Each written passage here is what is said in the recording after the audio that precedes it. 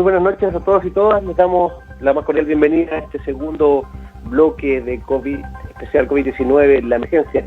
Tenemos invitado hoy a uno de nuestros panelistas ya estables, Rigoberto Figueroa, sociólogo y magíster en Gobierno y Gerencia Pública de la Universidad de Chile. ¿Cómo estás, Rigoberto? Buenas noches. Hola, Juan Pablo, muy bien, y saludo a toda la gente de Magallanes, como siempre, es un placer. Rigoberto, mira, quería partir con un tema que es bastante alarmante. Tú ya sabes, acá en Magallanes se levantó la cuarentena. Hoy día en distintos medios pudimos ver cómo la gente salió en masa a hacer distintos trámites al banco, a la AFC, a la notaría, al supermercado, a las farmacias.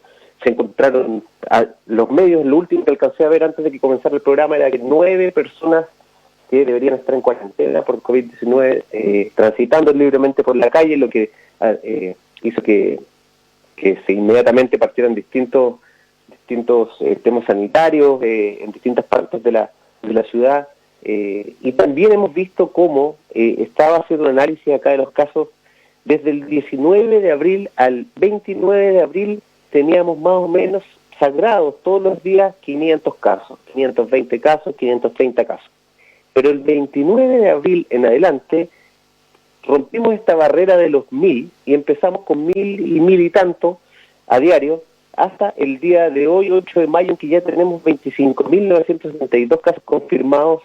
Entonces, Rigo, consultarte, sabiendo que tú también manejas siempre muchos datos de estadística, ¿qué crees tú que se debe esto, de este explosivo aumento, que supuestamente era por los testeos, pero también, bueno, ahí después vamos a hablar del quiebre de la mesa COVID, que ya lo vimos en el primer bloque también con Claudio Lara? ¿Cómo lo explicas tú este tema del explosivo aumento de los casos? O sea, hoy fue un buen ejemplo de por qué hay un brote de casos. Y ambas cosas que me mencionaste, estas largas filas que hoy día vimos en la aglomeración en Magallanes, yo también las pude ver por las imágenes que me llegaron, también obedece a lo mismo porque hubo un aumento en las cifras. Recordemos que más o menos después de Semana Santa no hubo controles, digamos, en los puntos de escape, digamos, que tienen los santiaguinos, hacia el norte, hacia el sur. Entonces ellos llegaban a la playa o hacia Rancagua o más al norte, y la gente llegaba a su segunda vivienda o iban a visitar familiares, o algunos se regresaban, porque recordemos que muchos trabajan en Santiago, se regresaban a su casa o iban a ver a las familias por fin de semana largo, y esto generó el salto que dices tú en los contagios y en la cifra de los contagios, porque encima el gobierno tuvo que reconocer que le estaba faltando en la cuenta de los contagiados a las personas asintomáticas.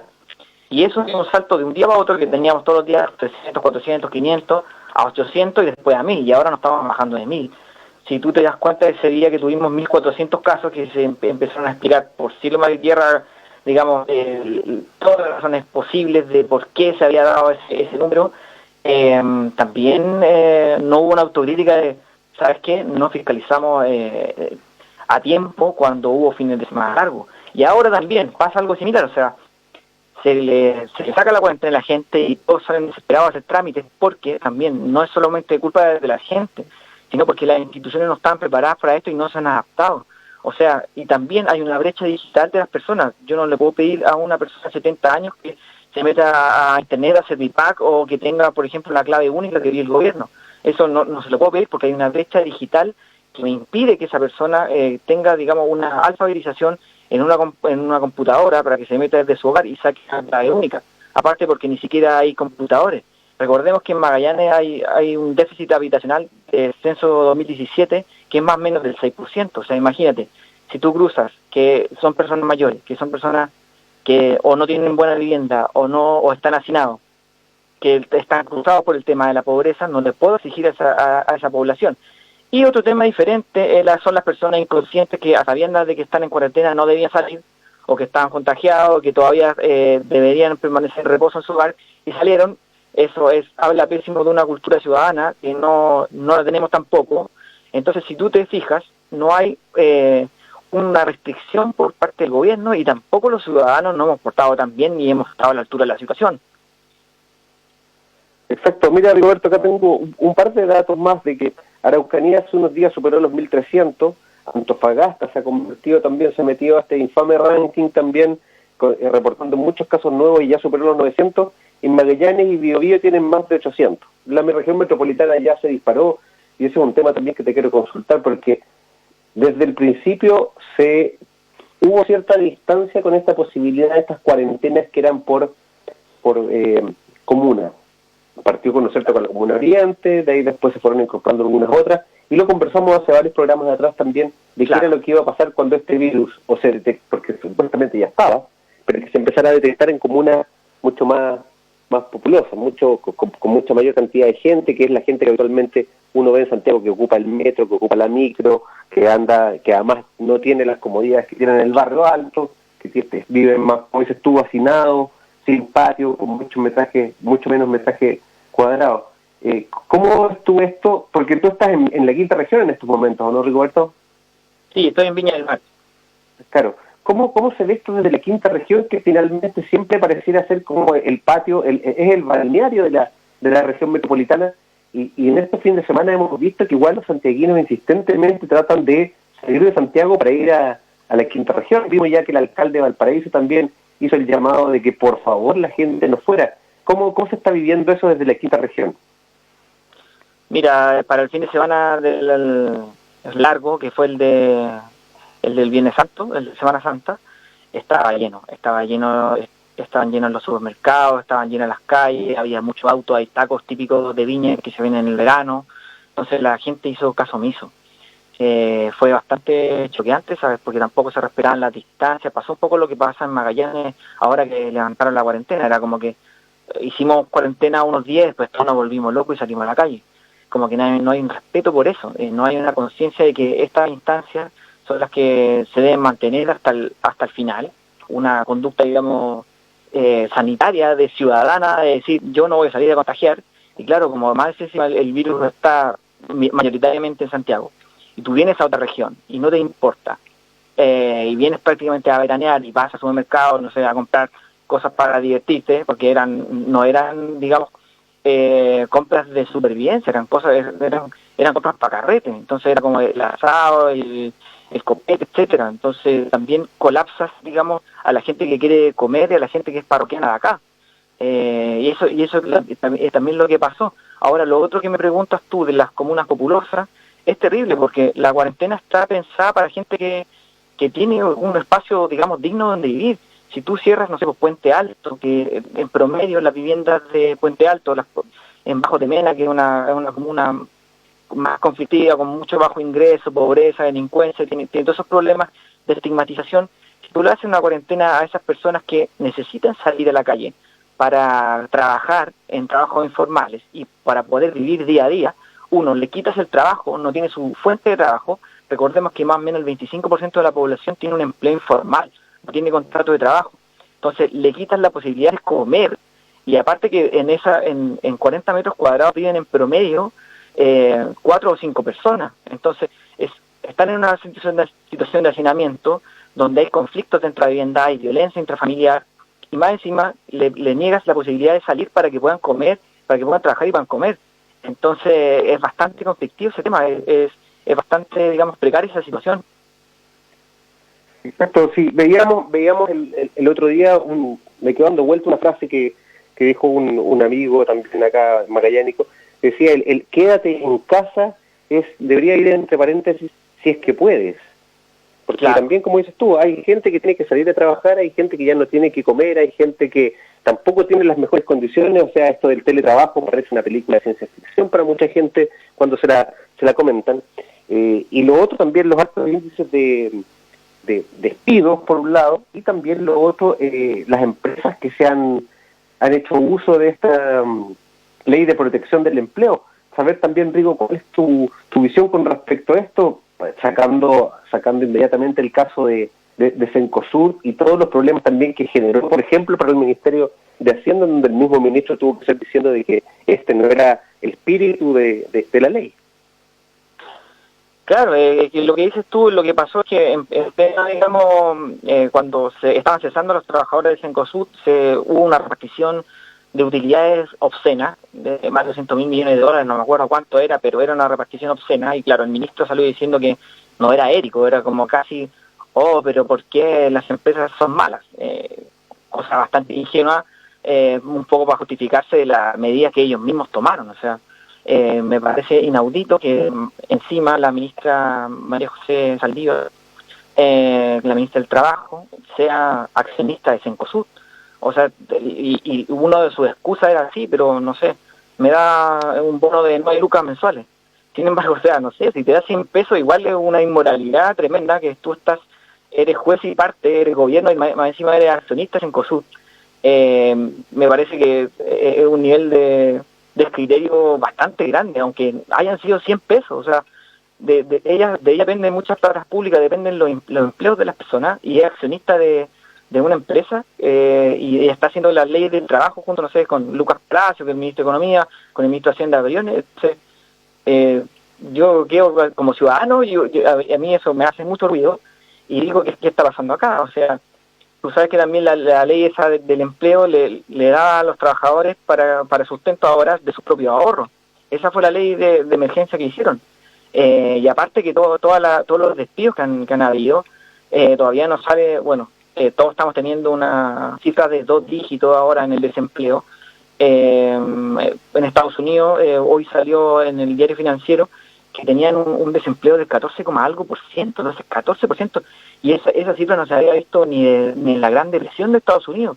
Ojalá que nosotros no nos vayamos hacia ese lado, aunque yo creo que es un poco inevitable que tengamos 2 dígitos, digamos, en toda esta crisis sanitaria, porque ya ha pasado mucho tiempo y las personas ni siquiera pueden salir a hacer un trabajo informal, porque no se puede salir a la calle, tú lo sabes. Sí, con respecto a eso, una frase que hoy día vi también que decía Felipe Cast, donde comentaba que él le hubiera esperado que en tiempos de pandemia el capitalismo que tenemos, el sistema que tenemos en el país, tuviera un poco de ética. ¿Qué opinas tú con respecto a esa frase? Vi mucha gente que decía de que efectivamente la ética no es uno de los temas que trata el sistema económico que tenemos. ¿No parece ser una contradicción en sí mismo? Me parece que puede ser una ingenuidad o una maldad por parte de Felipe Cast, porque, o sea, no podemos ser tan ingenuos de decir que las empresas son el hogar de Cristo. O sea, no lo son, van a repartir utilidades. El capitalismo se mueve así, el neoliberalismo es salvaje, no te deja, no considera ser humano, y por eso debería haber un Estado presente que resguardara ciertos valores mínimos, ciertos bienestares mínimos a las personas, y que sabemos que por nuestro Estado subsidiario lo único que logramos es que se regulen, no sé, se mantenga la utilidad de las empresas y no hay muchas prestaciones para la ciudadanía. O sea, ¿qué seguro tengo yo de estar trabajando, no sé, ahora de cajero? Me pueden echar mañana. ¿Qué seguro tengo yo de salir de informalidad? No estoy cotizando ni siquiera las pensiones. Y más encima tú sabes que el sistema de AFP también está obsoleto. Y que ha bajado mucho. Si las personas que trabajan profesionalmente y que tienen un contrato de trabajo se han metido a su AFP y han visto que se han visto mermado su pensión en millones de pesos, ni siquiera como, perdí 200 lucas, perdí años de trabajo. Entonces, tú ves que el sistema está haciendo agua por todos lados y nadie sabe por dónde arreglarlo. Te cuento algo más. Hoy salió en Interferencia un dato de que el gobierno había pedido 21.000 millones de dólares al FMI, con todo lo que eso significa. Desde la crisis del 83 este país no había pedido un crédito al FMI, y dicen que es secreto y no se sabe por qué. ¿Por qué lo están pidiendo? Porque más encima del gobierno había pedido un bono soberano, esto es, que se prestan crédito, el gobierno convoca a inversores y con el compromiso de pagarles por 1.500 millones de dólares para paliar la crisis. Entonces, si ya teníamos 1.500 millones de dólares por un bono soberano, ¿por qué estamos pidiendo secretamente 21 millones de dólares al FMI? Y con todas las políticas neoliberales que el FMI te amarra para ese crédito. Entonces, la gran pregunta del millón es, ¿para qué se va a usar esa plata? Aparte, se supo que el ministro Blumen le está quitando el financiamiento a los bomberos. O sea, ¿dónde está la prioridad y hacia dónde queremos apuntar? ¿Cuál es la ética realmente del gobierno? Sí, realmente son cosas bastante preocupantes las que han pasado esta semana.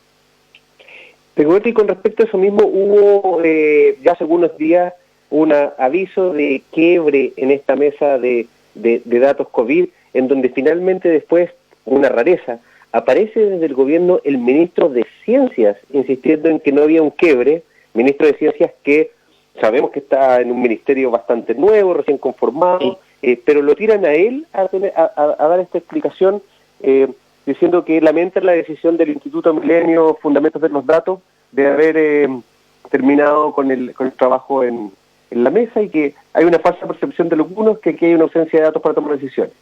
Quiero ser categórico, la información que existe para tomar decisiones es absolutamente contundente. ¿Qué te pareció a ti esa jugada que finalmente salió, tuvo mucha cobertura de medios y de repente le colocaron paños fríos y como que desapareció un poco del mapa? Sí, lo que hizo Cuba ahí es que trató de atajar un poco esta situación que se le estaba yendo de las manos al gobierno, y finalmente yo creo que igual se le fue de las manos. Hay una situación acá que es preocupante, que es el oscurantismo, el secretismo que hay de los pacientes que están infectados con COVID, porque las políticas que están haciendo sanitarias, ojalá que sean sanitarias y no económicas, no son abiertas a la ciudadanía, nadie las puede auditar. Nadie puede saber por qué están cerrando la mitad de la comuna y no otra. Esos datos no son transparentes. Y un gobierno que no tiene cosas transparentes, que tiene esa clausura, empieza a perder en términos de credibilidad, de confianza y de gobernabilidad. Entonces lo que pasa ahí es que el Instituto Milenio Fundamento de los Datos, que eran un grupo de expertos que estaban en esa mesa, formado por biólogos, epidemiólogos, por gente experta en la computación, en ingeniería, hizo unos modelos para decir... acá están las alertas, digamos, en cuanto a la epidemia. E incluso, porque uno puede decir, ya, pero si le pasamos los datos, estamos violando la confidencialidad de las personas. ¿En qué sentido? En que, te digo, no sé, Juan Pablo Martínez, como tú, tiene COVID y vive en tal caso. Todos sabemos que si hacemos eso, si soltamos información, en Vallenar hubo una persona que le apedrearon la casa junto a su familia porque tenían COVID. Entonces, no se puede hacer eso. El gobierno dijo, no les vamos a entregar los datos que tenemos que resguardar a las personas.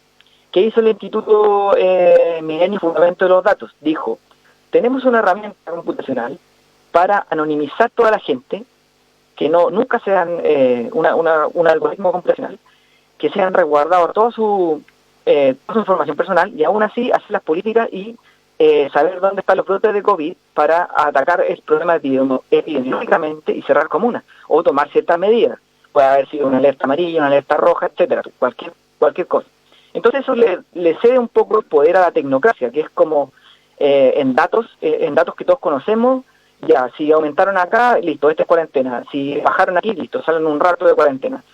Y eso es como quitarle un poco de poder a la autoridad para que diga cosas basado en la ciencia, en los fundamentos, y eso no gustó mucho, y esa misma clausura que hay en las políticas sanitarias del gobierno, que han sido oscurantistas y secretas, no hubo cabida. O sea, le dijeron, a pesar de que tenían esa herramienta, dijeron, ¿sabes qué? No lo vamos a hacer, no te vamos a pasar los datos. Entonces, ¿qué hace este Instituto de Fundamento de los Datos con toda esta herramienta que tenía preparada? Dice, ¿sabes qué? Yo voy a congelar mi participación hasta que el gobierno no libere los datos de forma transparente y todos los podamos saber, o por lo menos los tengamos nosotros para poder ayudar en las políticas, porque estamos pintados en esta mesa.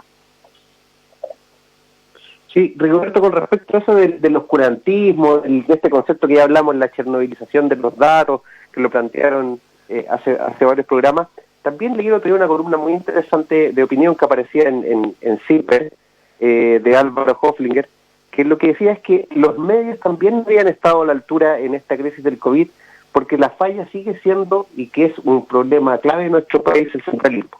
Y dice que mientras Magallanes, Araucanía y Ñuble lideran las muertes por COVID-19, la región metropolitana es la que concentra toda la atención mediática, y además se hacen comparaciones que él le llama, que es un argumento de las falacias. Son falaces porque son la verdad medias, en el sentido de que se compara de repente Puente Alto supera a Magallanes o Puente Alto supera a Temuco en la cantidad de contagiados, pero no se explica que Puente Alto tiene el doble de la cantidad de habitantes de Temuco y tiene 6, 7 veces la cantidad de habitantes, 8 de Punta Arenas. ¿Cómo ves tú también cómo se han comportado los medios de comunicación en esta vuelta? Sí, yo creo que hay un centralismo enfermizo y crónico. O sea, decir en un discurso oficial que esta es la batalla de Santiago, y que ese fue como que, y más encima decirlo en Valparaíso, yo me acuerdo que estaba viendo la tele y lo dice Mañanich en el puerto de Valparaíso, decir que esto era la batalla de Santiago, era como ya las regiones no importan y veamos los casos de Santiago, pero también, como dices tú, hay varias falacias. O sea, Magallanes hace poco tenía una de las tasas por cada 100.000 habitantes de contagio más altas del mundo. Entonces, ¿de qué estamos hablando? Y ahora le quitamos la cuarentena a Magallanes. ¿Por qué? Porque no importa. Entonces, claro, ¿vamos a salvar solo Santiago? ¿Qué es lo que está pasando ahí? O sea, yo creo que es verdad que Santiago se disparó con muchas de las comunas, y también fue porque se relajaron las medidas y no hicieron caso, y las comunas más acaudaladas también salieron, y no se hizo un control, digamos, de esas personas. Pero claro, las regiones y sus contextos locales están olvidados. O sea, es como que, ya Temuco casi como que aplanó la curva y Magallanes también. A mí me parece insólito que Magallanes se haya relajado, y ahora obviamente que van a subir los contagios, porque si hay colas, y hubo colas de centenares de personas agolpadas para comprar cualquier cosa o para hacer trámites, porque las instituciones no están preparadas para estas situaciones, entonces me parece vergonzoso que un gobierno que se dice que tenía como aspiraciones nacionales se haya centrado solo en Santiago, y como tú bien dices, esto se le va a dar más comunicacionalmente a Santiago. La batalla de Santiago todavía sigue en pie, entonces es como los demás no existimos. Sí, eso te iba a comentar. Acá también es muy interesante la nota de opinión, y dice que, claro, mientras Santiago tiene solamente un tercio de los contagiados de Magallanes, 129 casos por cada 100.000 habitantes, se le da la prevalencia en los medios, obviamente, a Santiago, también por un tema económico. Dice que la gente lee, obviamente, por razones de población, lee más, los grandes auspiciadores tienen focalizada su publicidad ya también, pero además el número de test, aspecto clave para determinar la severidad de la pandemia, es liderado por la región metropolitana. Entonces, la pregunta que se hace, si las regiones tienen más muertos y menos test, ¿por qué los medios no están haciendo bien su trabajo? Y nadie está haciendo esto, y eso nos queda claro con lo que dices tú. La batalla de Santiago, o sea, centrar un poco menos que si se gana la batalla de Santiago, se gana la guerra contra, que es otro término que han inculcado, el tema de que acá estamos en guerra con todo. Pero también lo otro importante de Roberto, y que me parece grave, es que yo escuché las declaraciones del ministro, y el ministro decía de que Magallanes había sido un caso exitoso. Y cuando lo dijo, parece que siempre lo dicen cuando teníamos 9 contagiados, pero hoy día nuevamente tuvimos 31 y aparecen 3 muertes más.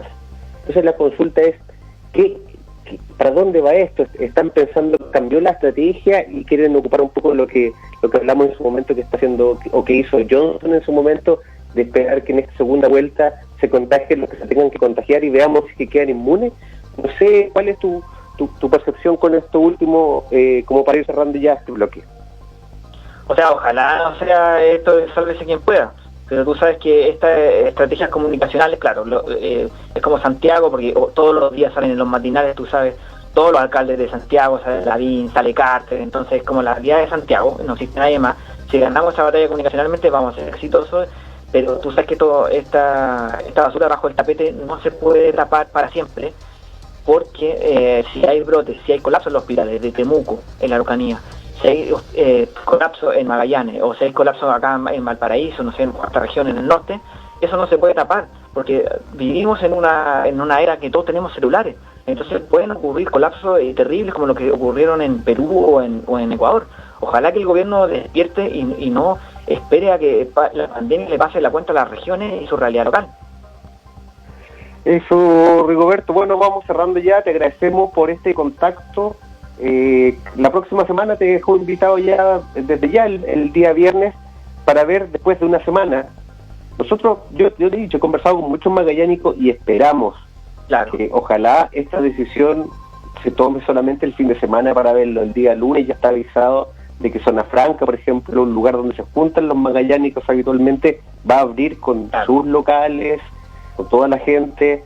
Me pasaron el dato de que hay muchos locatarios de la Zona Franca que no están interesados en abrir, pero incluso se le están amenazando con multas. Es una noticia que está en desarrollo, pero por eso te agradezco, Rigoberto, este contacto, pero también aprovecho, y creo que tú me ayudes en esto, de hacerle un llamado a los magallánicos de que no, porque se levante la cuarentena, tenemos que volcarnos a las calles como si hubiéramos estado encerrados tanto tiempo. Fueron varias semanas, sí lo sabemos, y efectivamente, a menos que lo necesite para comer, y porque efectivamente no puede tiene que salir a trabajar por necesidades absolutas. Esto no es para ir a comprar el pan todos los días, o ir a comprar cigarros, o una cerveza, o ir a ver a los amigos. No, yo les digo, si no, vamos a tener un segundo rebrote, según lo que la mayoría de las personas están diciendo. Eso es riesgo. Así que te dejo para que hagas el último cierre. Sí, yo haría un llamado a la tranquilidad de todos los casos que hemos visto en el mundo, todos los brotes, todas las alzas que hemos visto de contagio se han manifestado justamente por razones sociales. Es como que, aquí no pasa nada, esto ya pasó, no me va a pasar nada. Y cuando uno toma esa actitud de confiado y ya no le toma el peso a esto, es cuando quedan los grandes desastres. Así que un poquito más de paciencia, cuídense mucho, quédense en la casa en lo posible, salgan lo menos posible y a cuidar a todos sus familiares. Les mando un abrazo aparte. Muchas gracias, Rigoberto. Buenas noches. Buenas noches, chao, chao. Ahí teníamos a Rigoberto Figueroa, sociólogo y magíster en Gobierno y Gerencia Pública de la Universidad de Chile. Así que nos vamos despidiendo y los dejamos invitados el día lunes. Quédense en la casa, resguárdense y recuerden la campaña Magallánico, Apoya Magallánico, última semana que se va a hacer esta campaña. El lunes les voy a tener información sobre una nueva campaña que se va a hacer de Magallánico, Apoya Magallánico, pero ya no con canastas familiares, sino que vamos a ir en ayuda de los magallánicos en otro tema. Vamos a hacer una campaña de invierno bien interesante. Así que saludos a Tan con los controles y nos vemos. Polar Comunicaciones presentó Programa Especial COVID-19 en la Emergencia.